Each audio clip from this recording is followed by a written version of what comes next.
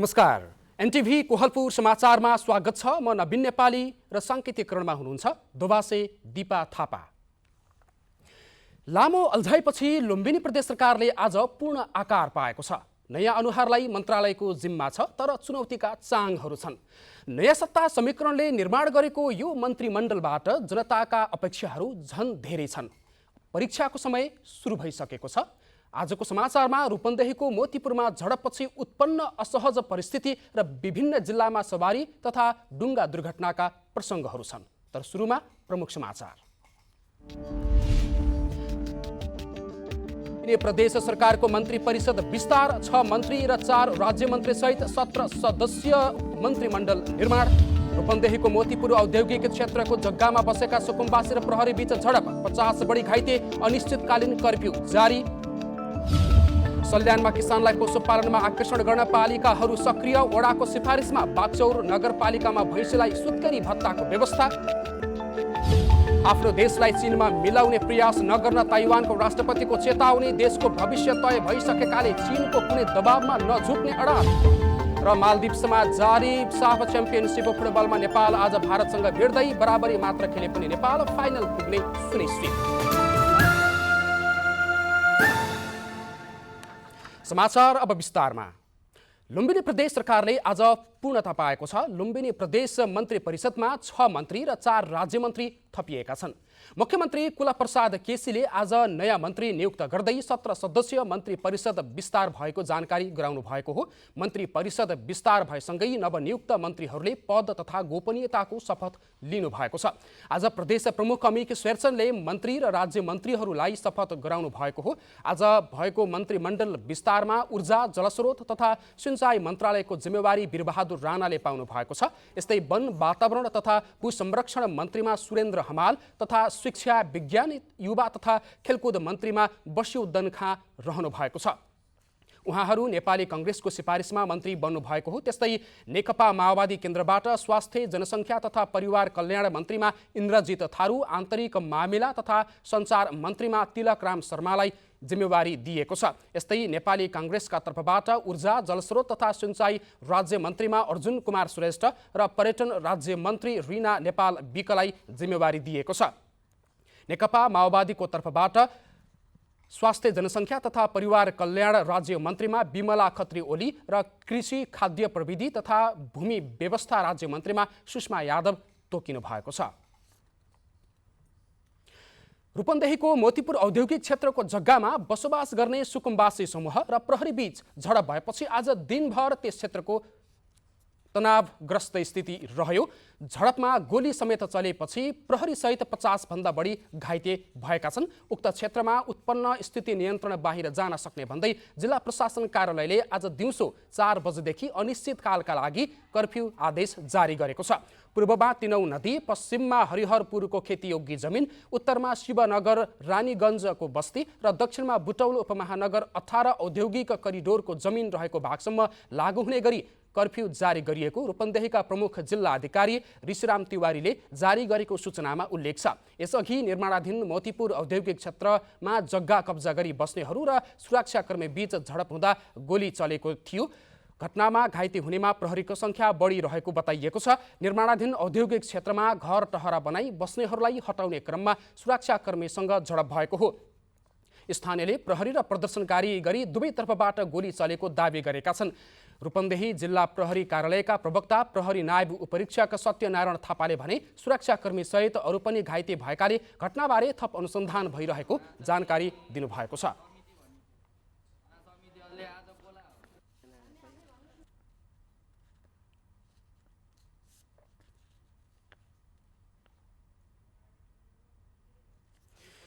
दशैंको चौथो दिन आज शक्तिपीठ, देवी मन्दिर तथा घर घरका पूजा कोठाहरूमा देवी भवानी कुष्माण्डा माताको पूजा आराधना गरी मनाइँदैछ। कुष्माण्डा मातालाई शुभकर्म थालनी वा सृष्टिको प्रतीकको रूपमा पूजा गरिन्छ।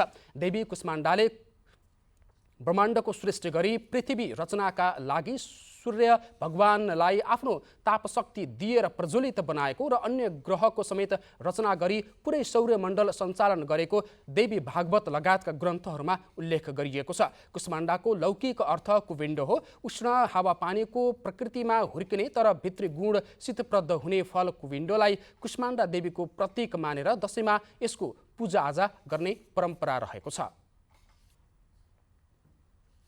सल्यानमा मानसिक रोगका बिरामी बढ्दै गएको पाइएको छ। पछिल्लो समय फैलिएको कोरोना भाइरसको संक्रमणले झनै मानसिक रोगीको संख्या बढेको देखिएको छ। सल्यान जिल्ला अस्पतालका अनुसार दैनिक 15 देखि 20% बिरामीमा कुनै न कुनै किसिमको मानसिक स्वास्थ्य समस्या लिएर अस्पताल आउने गरेका छन्। कोरोना भाइरस संक्रमण, मादक पदार्थ सेवन, महिला हिंसा, घरेलु हिंसा, वैदेशिक रोजगारी लगायतका कारण मानसिक समस्या बढेको अस्पतालका डाक्टर प्रदीप शर्माले बताउनु भएको छ। उहाँका अनुसार सरकारले मानसिक रोगको औषधि निशुल्क प्रदान गर्नका साथै मनोपरामर्श दिँदै आएको छ। जिल्ला प्रहरी कार्यालय सल्यानका प्रहरी प्रमुख गोविन्द थापाले शहरीकरणसँगै बढेको महत्वाकांक्षा पूरा नहुनु, व्यवसायमा असफलता, पारिवारिक बेमेल लगायतका कारण मानसिक समस्या दिन प्रतिदिन बढ्दै गइरहेको बताउनु भएको छ। उहाँका अनुसार मानसिक समस्याका कारण आत्महत्या, हत्या तथा आपराधिक क्रियाकलाप समेत बढेको छ। यसैबीच आज मानसिक स्वास्थ्य दिवस नेपालसहित विश्वभर मनाइएको छ। कोरोना महामारीका कारण मानिसको जीवनशैलीमा निकै परिवर्तन देखिएको छ। आर्थिक समस्या बढ्दै जानुले पछिल्लो समय सुदूरपश्चिम प्रदेशमा पनि मानसिक स्वास्थ्य मुख्य समस्याको रूपमा देखिन थालेको छ। तर प्रदेशको सुविधा सम्पन्न मानिने सेती प्रादेशिक अस्पतालमा भने मानसिक रोग विशेषज्ञ डाक्टरको दरबन्दी 1 वर्षदेखि रिक्त छ। बदलिदो जीवनशैलीले मानिसहरूलाई एक्लो बनाउँदै लगेको छ। घरका सदस्यहरू प्रविधिसँग नजिकिएपछि ज्येष्ठ नागरिक र बालबालिकाहरू बढी प्रभावित बनेका छन्। त्यसैले मानसिक स्वास्थ्य मुख्य समस्याको रूपमा देखिन थालेको छ। तर सुदूरपश्चिम प्रदेशको सुविधा सम्पन्न मानिने सेती प्रादेशिक अस्पतालमा भने 1 वर्षदेखि मानसिक रोग विशेषज्ञ डाक्टरको दरबन्दी रिक्त रहेको छ। अस्पतालका सूचना अधिकारी दिलीप श्रेष्ठ विगत वर्षमा चाहिँ एकजना डाक्टर साहब चाहिँ हामीले करारमा भर्ना गरेका थियौँ, तर उहाँ पनि विगत 1 वर्षदेखि हुनुहुन्न भन्नाले अब हाम्रो यो सेती प्रादेशिक अस्पतालमा चाहिँ रिक्त नै छ। एकातिर प्रदेशमा अहिले पनि कोरोनाको जोखिम कायम छ। रोजगारी गुमाएका, व्यवसायमा घाटा बेहोरेकाहरू अहिले पनि तनावबाट मुक्त हुन नसकेको बताउँछन्। यही बेला प्रदेशका कुनै पनि सरकारी अस्पतालमा मानसिक रोग विशेषज्ञ चिकित्सक नहुँदा सर्वसाधारणहरू मर्कामा परेका छन्। प्रदेशका सामाजिक विकास मन्त्री लालबहादुर खड्काले भने प्रदेश सरकारले विशेषज्ञ चिकित्सकका लागि पहल गरिरहेको बताउनु भएको छ। अब हाम्रा अस्पतालहरूलाई यो वर्ष हामी अस्पताल सुधार वर्षको रूपमा अगाडि बढाएका छौँ। त्यहाँको गुणस्तरलाई वृद्धि गर्ने र त्यहाँको स्तर उन्नति गर्ने कुरालाई अगाडि बढाएका छौँ। त्यसकारण हामी पहल गरिरहेछौँ। सकभर हामी हाम्रा अस्पतालहरूलाई अझ व्यवस्थित गर्न, त्यहाँ सबै प्रकारको स्वास्थ्य सेवालाई सर्वसुलभ ढङ्गले उपलब्ध गराउनका लागि हाम्रो प्रयास चाहिँ जारी छ। हामी चाँडै सबै खालका डाक्टरहरू, सबै विषयका विज्ञ डाक्टरहरू उपलब्ध गराउने गरेको व्यवस्थापन गर्ने गरिकन हामी लागिरहेको अवस्था छ। 2068 सालको जनगणना अनुसार सुदूरपश्चिम प्रदेशको जनसङ्ख्या 25,52,517 रहेको छ। तर यहाँ एकजना पनि मानसिक रोग विशेषज्ञ चिकित्सक छैनन्। समय क्रमसँगै मनोचिकित्सकको परामर्श अझ आवश्यक बन्दै गइरहेका बेला प्रदेशका कुनै पनि सरकारी अस्पतालमा मनोचिकित्सक नहुनु दुःखद कुरा भएको सर्वसाधारणहरूले बताउनु भएको छ। निर्मला खड्डायत, नेपाल टेलिभिजन, सुदूरपश्चिम प्रदेश, कैलाली। समाचारको क्रम जारी नै छ। अहिलेलाई एकैछिनको विश्राम।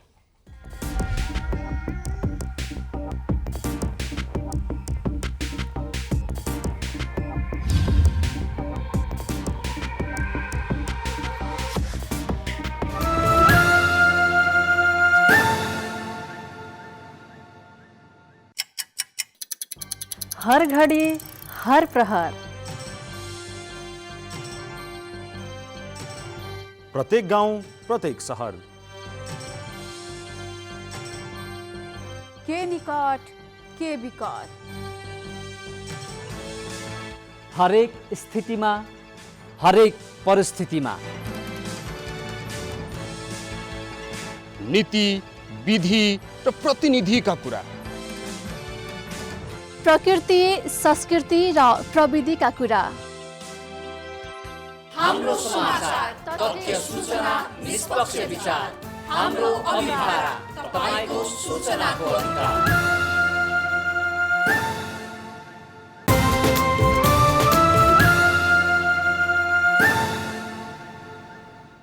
विश्रामपछि समाचारमा पुनः स्वागत छ। अब बाँकी समाचार। सल्यानमा किसानहरूलाई व्यावसायिक पशुपालनमा आकर्षण गर्न भैँसीलाई सुत्केरी भत्ता दिने व्यवस्था गरिएको छ। जिल्लाको बागचौर नगरपालिकाले सुत्केरी भैँसीलाई पोषिलो आहार व्यवस्था गर्न 3000 रुपैयाँ भत्ता दिने गरेको छ। किसानलाई व्यावसायिक पशुपालनमा आकर्षित गर्न सल्यानको बागचौर नगरपालिकाले सुत्केरी भैँसीलाई भत्ता दिने गरेको छ। आर्थिक वर्ष 2075-76 देखि नगरपालिकाले सुत्केरी भैँसीलाई भत्ता दिन थालेको हो। नगरपालिकाले सुरुको वर्ष 2500 रकम सुत्केरी भत्ताका लागि उपलब्ध गर्ने गरेको भए पनि त्यसपछिका वर्षमा भने 3000 रुपैयाँ दिने गरेको छ। हाम्रो गाउँमा भैँसी ब्याउने गर्छ अथवा सुत्केरी हुने गर्छ। त्यो भैँसीलाई सुत्केरी भत्ता दिने, जसको लागि 3000 सुत्केरी भत्ताको व्यवस्था गर्यौँ र त्यसले अहिले निरन्तरता पाइरहेको छ। हामीले भैँसीको सुत्केरी भत्ता दिँदाखेरि विशेष गरेर अनिवार्य भैँसीसँग भैँसीको पाडी हुनपर्ने, किनकि विगतका दिनहरूमा पाडी भयो भनेपछि त्यसलाई राख्ने र राँगो भयो भनेपछि विशेष गरेर त्यसलाई फालिदिने, फ्याँकिदिने र अझ पाडी भए पनि नराख्ने, विशेष गरेर त्यो धेरै दुध देखाउनको निमित्त त्यो पाडी पहिले फ्याँकिदिने अथवा मारिदिने अथवा छोडिदिने, हटाइदिने जो सिस्टम थियो। यो भैँसी अलिकति यसको तार होस् भन्ने उद्देश्यले हामीले सुत्केरी भत्ता दिने गरेका छौँ। बागचौर नगरपालिकाभित्र आर्थिक वर्ष 2075-76 देखि हालसम्म 1275 भैँसीले सुत्केरी भत्ता पाएका छन्। चालु आर्थिक वर्षमा 95वटा भैँसीलाई 2,85,000 सुत्केरी भत्ता उपलब्ध गराइएको छ। भत्ता लिन सुत्केरी भैँसी र पाडाको तस्बिरसहित किसानले ओडाको सिफारिस लिएर नगरपालिका जानुपर्ने हुन्छ। यस्तै नगरपालिकाले राङ्गो पालनलाई प्रोत्साहन गर्न एक राङ्गा बराबर वार्षिक 5000 रुपैयाँ प्रोत्साहन रकम दिने गरेको छ। बागचौरमा अहिले किसानहरू व्यावसायिक भैँसी पालन गर्न आकर्षित भएका छन्। किनभने हामीले अब भैँसी ल्यायो, त्यो भैँसी ब्याएकै दिनदेखि हामीले 4, 6, 8, 10 दिनपछि नै हामीले दुध बिक्री हुने र एकदम छिट्टो आम्दानी आउने भएकोले हामीले यो भैँसी व्यवसाय रोजेका हौँ। हामीले पुरानै राम्रो लाग्यो। हामीले पहिलेदेखि यही गरेर हामी कोही विदेश गएर पनि घरमै आएर भैँसी पालिरहेछन्, घरमा आएर फेरि यतातिर लागिरहेछन्। हजुर विदेश गएर पनि त्यति काम देखिएन। बागचौर नगरपालिकाभित्र किसानले 4732 भैँसी पालन गर्दै आएका छन्। पशुपालनलाई सभ्य र मर्यादित पेसाको रूपमा विकास गर्न, किसानहरूलाई कृषिप्रति जागरुक र प्रोत्साहन गर्न यस प्रकारका प्रोत्साहनका कार्यक्रमलाई स्थानीय तहले निरन्तरता दिन आवश्यक छ। प्रतीक इच्छुक शर्मा, नेपाल टेलिभिजनका लागि सल्यान। उन्नत बिउको अभावसँगै खेतीपातीको समयमा बिउ नै उपलब्ध नहुने अवस्थालाई मध्यनजर गर्दै कञ्चनपुरमा बिउ बैंक स्थापना गरिएको छ। उन्नत बिउ सङ्कलन, प्रशोधन र भण्डारण सहित कृषकहरूलाई सहुलियत दरमा बिउ उपलब्ध गराउन योजना लागू गरिएको हो। उन्नत बिउको अभावसँगै खेतीपातीको समयमा बिउ नै उपलब्ध नहुने र त्यसका लागि भारतमा निर्भर हुनुपर्ने अवस्थालाई मध्यनजर गर्दै प्रधानमन्त्री कृषि आधुनिकीकरण परियोजना कार्यान्वयन इकाइ कञ्चनपुरले जिल्लाका विभिन्न क्षेत्रहरूमा समूह सहकारी सङ्घको सहकार्यमा बिउ बैंक स्थापनामा जोड दिएको छ। उन्नत बिउ सङ्कलन, प्रशोधन, ग्रेडिङ र भण्डारण सहित कृषकहरूलाई सहुलियत दरमा समयमै बिउ उपलब्ध गराउने उद्देश्यले यस प्रकारका योजनाहरू लागू गरिएको परियोजना कार्यान्वयन इकाइ कञ्चनपुरले जनाएको छ। प्रधानमन्त्री कृषि आधुनिकीकरण परियोजना कार्यान्वयन इकाइ कञ्चनपुरकी प्रमुख सञ्जु रिमालले जिल्लाका 42वटा ओडाहरूमा धान सुपर जोनको रूपमा कार्यक्रम सञ्चालन भइरहेको भन्दै गौजोनको रूपमा 3 पालिकाका 21 ओडाहरूमा कार्यक्रम सञ्चालन हुन लागेको जानकारी दिनुभएको छ। जिल्लाभरिमा 10वटा कस्टम हायरिङ सेन्टर र 3वटा बिउ प्रशोधन तथा भण्डारण केन्द्र सञ्चालन गरिएको उहाँले बताउनु भएको छ। करिब 7400 हेक्टरका कृषकहरू परियोजना मार्फत सूचीकृत भएर चैत्य धान उत्पादन, धान बिउ उत्पादन, मसिना तथा बास्दार धान उत्पादन, हाइब्रिड धान उत्पादन, हिउँदे तथा वसन्ते मकै खेती लगायतका कार्यक्रमहरू कृषक समूह र सहकारी मार्फत सञ्चालनमा रहेको उहाँको भनाइ रहेको छ। कञ्चनपुर जिल्लाका 42वटा वडाहरूमा धान सुपर्जनको रूपमा कार्यक्रम सञ्चालन गरिरहेको छ भने यसै अबदेखि गौजोनको रूपमा 3वटा पालिकाको 21वटा वडाहरूमा कार्यक्रम सञ्चालन गर्ने लक्ष्य साथ अघि बढिरहेको छ। सम्झौता बहुउद्देश्य सहकारी संस्थाका व्यवस्थापक राजेन्द्र सिंहले कृषकको बिउको समस्या समाधान गर्न बिउ भण्डारण स्थापना गरिएको भन्दै अझै माग पूर्ति गर्न नसकिएको बताउनु भएको छ। उदयदेव सहकारी संस्थाका कार्यकारी प्रमुख गणेश बहादुर चन्दले कृषकहरूलाई सहुलियत दरमा सेवा पुर्याउन र कृषिमा आत्मनिर्भर गर्नका लागि कस्टमाइजिङ सेन्टर र बिउ बैंक स्थापना गरिएको बताउनु भएको छ। उनीहरूले लगाएको बिउमा पनि उनीहरूले उचित मूल्य पाउने भएको हुनाले यसबाट कृषकहरू र सदस्यहरूलाई आय आर्जन र आत्मनिर्भर बनाउनमा एकदम महत्त्वपूर्ण सहयोग हुनेछ भन्ने हामीले विश्वास दिएका छौँ। प्रमुख जिल्ला अधिकारी रामप्रसाद पाण्डेले कृषि सामग्रीको सहयोग उपयोग र बिउ प्रशोधनले कृषिमा राम्रो उत्पादन हुने बताउनु भएको छ। कृषि उत्पादन वृद्धि गर्न र आत्मनिर्भर बनाउन सरकारी क्षेत्रबाट थप सहयोगको आवश्यकता रहेको उहाँको भनाइ रहेको छ। आफ्नो सामूहिक लगानी गरेर उत्पादन वृद्धि गर्नलाई धेरै राम्रोसँग कार्यक्रमहरू सञ्चालन गर्ने गरी प्रतिबद्धता जाहेर गरेको देखियो। यो बिल्डिङहरू बनाएको, कृषि सामग्रीहरू जम्मा गरेको, किट प्रशोधन हाम्रो बिउ प्रशोधनको लागि राखेका मेसिनहरू हेर्दाखेरि उन्नत बिउ कृषि प्रविधिको विकास र परम्परागत खेती प्रणालीमा भएको सुधारले कृषि उत्पादन वृद्धिसँगै कृषकको आयोजनमा सुधार हुने आशा गरिएको छ। रामसिंह ठौन्ना, नेपाल टेलिभिजन, सुदूरपश्चिम प्रदेश, कञ्चनपुर। कपिलवस्तुमा यस वर्ष धानको उत्पादनमा 10% वृद्धि हुने अनुमान गरिएको छ। कृषि ज्ञान केन्द्र तौली हावाका अनुसार बितेको वर्षमा धानको उत्पादनमा कमी आउँदा निराश बनेका कपिलवस्तुका किसानहरू यसपालि धानको उत्पादन बढ्ने भएपछि खुसी भएका छन्। कोरोनाको कारण मल आयात गर्न समस्या भएसँगै धान उत्पादनमा कमी हुने चिन्ताका बीच पनि समयमै पानी परेपछि किसानलाई राहत मिलेको थियो। पर्याप्त मात्रामा वर्षा हुनु, रोग नलाग्नु, धानको उत्पादन क्षेत्रफल वृद्धि हुँदा 2,73,600 मेट्रिक टन धान उत्पादन हुने अनुमान रहेको कृषि ज्ञान केन्द्रले जनाएको छ।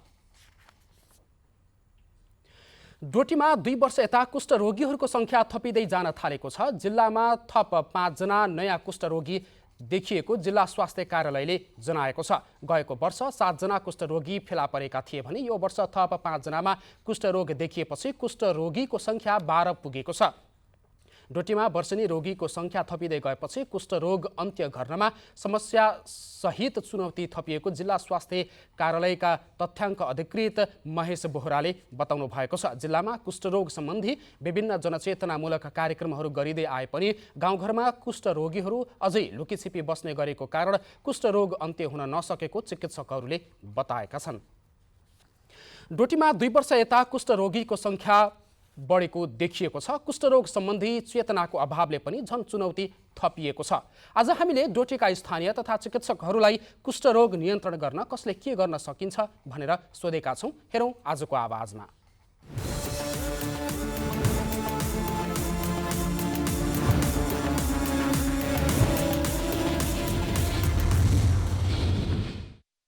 यसको सर्ने माध्यम फिक्स के हो भनेर थाहा नभएको भएर कसरी रोकथाम गर्ने भनेर चाहिँ अलिकति डिबेट छ। त्यही भएर हामीले चाहिँ मेन यसको टार्गेट भने केस पत्ता लगाउने र ट्रिटमेन्ट गर्ने, जसले गर्दाखेरि चाहिँ उनीहरूको इम्पेयरमेन्ट हुनुबाट बच्ने भयो। र त्यो मान्छेको डाइरेक्ट कन्ट्याक्टमा आएको मान्छेलाई चाहिँ एउटा प्रोफाइलेक्टिक ट्रिटमेन्ट हुन्छ, जुन चाहिँ हाम्रो जस्तो ठाउँमा चाहिँ दिन्छ कि दिँदैन ठ्याक्कै मलाई एक्ज्याक्ट थाहा भएन। इन्डेबेङ्क एरियातिर जहाँ चाहिँ कुष्ठरोग एकदमै धेरै छ त्यहाँ चाहिँ डाइरेक्ट कन्ट्याक्टमा आएको छ जो परिवारको मेम्बर छ उनीहरूलाई चाहिँ हामी रिफाम्बिसिन भन्ने एउटा दबाई पाउँछ, त्यसको प्रोफाइलाइसिस दिनुपर्छ। र उहाँहरूको अझै पनि योभन्दा बेस्ट मेथड भने चाहिँ जो कन्ट्याक्टमा आएको छ जसको घर वरिपरि परिवारका सदस्यहरूलाई चाहिँ 4-5 वर्षसम्म चाहिँ निगरानीमा राख्ने। उहाँहरूलाई केही सिम्टम आयो कि जस्तो कुनै भाग लाटो हुँदै जाने, त्यहाँको छालाको कलर चेन्ज हुने या त उसको चाहिँ राता डाबरहरू आउने, केही पनि अरू थुप्रै यसको झमझम गर्ने नसाहरू। मान्छेहरू लाजले गर्दा नि आउन मान्दैनन्। एक किसिमले सरल रोग मान्छ तर यो सरल रोग चाहिँ होइन। औषधि राम्रोसित 12 महिना खायो भने चाहिँ निम्न हुने रोग हो। अनि मान्छे लाजले गर्दा आउँदैन। यसको लागि अब मेन भनेको मान्छे सामाजिक भेदभावले गर्दा बाहिर निस्किन अप्ठ्यारो मान्छन्। त्यसो भने औषधि अब लिन आउँदाखेरि नै अप्ठ्यारो मान्ने भने लाभले यस्तो यस्तो ल कुष्ठरोग लाग्यो भन्ने भयो। अब उनीहरूको सोच के जाने भने ल कोड लाग्यो त लाग्यो भने त्यो गर्दा नि नआउने भयो। मेरो भनेको यसको लागि अब प्रत्येक घर घरमा गएर पहिला जाँच गर्नु पऱ्यो। जुन टोलमा गाउँमा देखियो नि त क्षय कुष्ठ कुष्ठरोग जहाँ जहाँ देखिएछ उसको घर घरमा गएर ठाउँ ठाउँमा गएर पहिला जाँच गर्नु पऱ्यो। मेन खासमा होइन तपाईँको जनचेतनामूलक कार्यक्रमहरू होइन अलिकति सरकारको पनि ध्यान अलिकति केन्द्र होस् त्योतिर जनचेतनामूलक कार्यक्रमहरू चलाएर अथवा शिविरहरू चलाएर होइन रोगहरू पत्ता लगाउनु पऱ्यो। किनकि सबै मान्छेहरूले बुझेका पनि हुँदैनन्। कोही मान्छेहरू लाजले पनि ननिस्केका हुन सक्छन् घरबाट होइन। सुरुमा त हामीले अब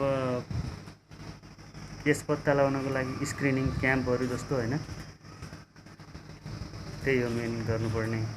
अहिले दुर्गम क्षेत्रमा रोगी भएका तर उनीहरूलाई थाहा नभएका बिरामीहरू छन्। तिनीहरूलाई त्यो सम्बन्धित दुर्गम क्षेत्रमा गएर उनका लक्षणहरू पत्ता लगाएर वा कुनै विधिबाट उनीहरूको रोग पत्ता लगाएर सम्बन्धित ठाउँमा उनीहरूलाई लगेर र उनीहरूलाई उपचार गरेर उसको औषधिहरू नियमित रूपमा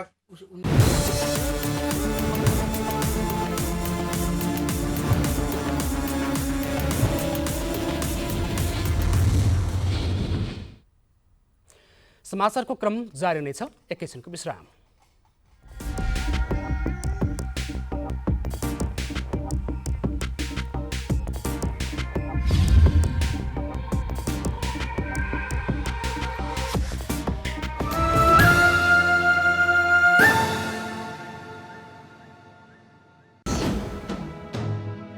समावेशी आवाज, समावेशी चरित्र, बेग्लै अस्तित्व, पहिचान सर्वत्र। दृश्यहरूको भीडमा तपाईको दृश्य, कला, संस्कृति र प्रकृतिको शब्दचित्र। अनुहारहरूको भीडमा तपाईकै अनुहार, अनेक नेपालीको एक अनुहार। एनटिभी कोहलपुर।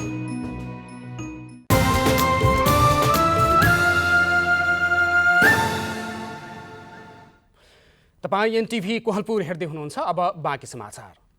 नेपालमा आज 596 जनामा कोरोना भाइरसको संक्रमण पुष्टि भएको छ। 12,404 जनाको कोरोना परीक्षण गर्दा PCR विधिबाट 565 जना तथा एन्टिजेन विधिबाट 13 जनामा संक्रमण पुष्टि भएको हो। नेपालमा हाल 15,024 जना सक्रिय संक्रमित रहेका छन्। त्यसमध्ये 13,859 जना होम आइसोलेसनमा, 1,165 जना संस्थागत आइसोलेसनमा, 322 जना आइसियु तथा 113 जना भेन्टिलेटरमा रहेका छन्। यही अवधिमा थप 871 जना संक्रमण मुक्त भएका छन्। नेपालमा हालसम्म कुल संक्रमित मध्ये 7,75,943 जना निको भइसकेका छन्। निको हुने दर 96.7% रहेको छ। कोभिड-19 को संक्रमणबाट थप आज 10 जनाको मृत्यु भएको छ। यो सँगै हालसम्म 11,231 जनाले ज्यान गुमाइसकेका छन्। अब अन्तर्राष्ट्रिय समाचार।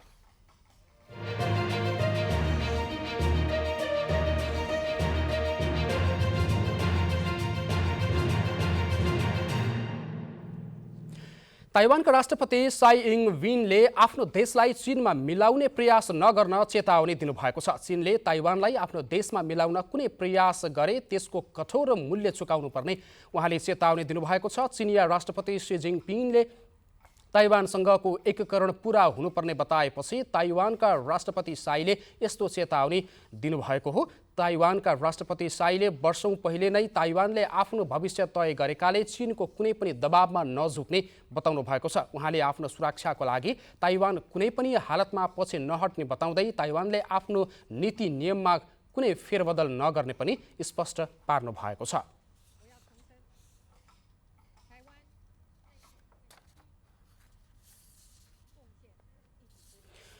अब आर्थिक समाचार।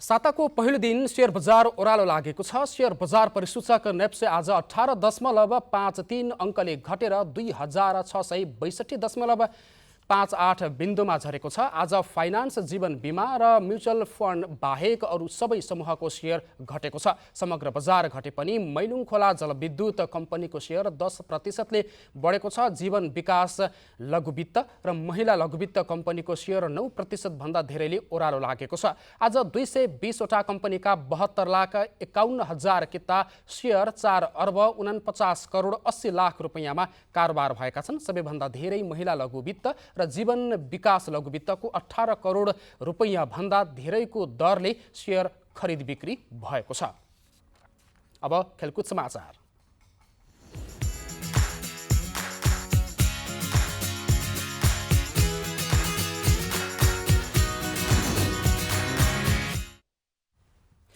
मालदिप्समा भइरहेको साफ च्याम्पियनसिप 2021 अन्तर्गत नेपालले आज भारतको सामना गर्दैछ। नेपाल र भारत बीचको खेल माले स्थित नेसनल स्टेडियममा नेपाली समयअनुसार राति 9:45 बजे सुरु हुनेछ।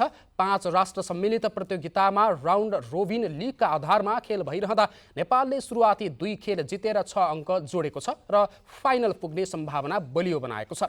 लगातार 2 बराबरीबाट भारतको 2 अङ्क छ। यस्तो अवस्थामा दुवै टोलीलाई आजको खेल महत्त्वपूर्ण रहेको छ। नेपालले भारतलाई पराजित गरेमा 1 खेल खेल्नु अघि नै फाइनल पुग्नेछ। यस्तोमा नेपाल साफ च्याम्पियनसिपमै पहिलो पटक फाइनल पुग्नेछ। बराबरी वा पराजित भएमा भने नेपालले अन्तिम खेलसम्म कुर्नुपर्नेछ। नेपालका फुटबल प्रशिक्षक अब्दुल्लाह अल्मताइरीले भारत विरुद्धको खेल निकै कठिन हुने प्रतिक्रिया दिनुभएको छ। अब मौसम।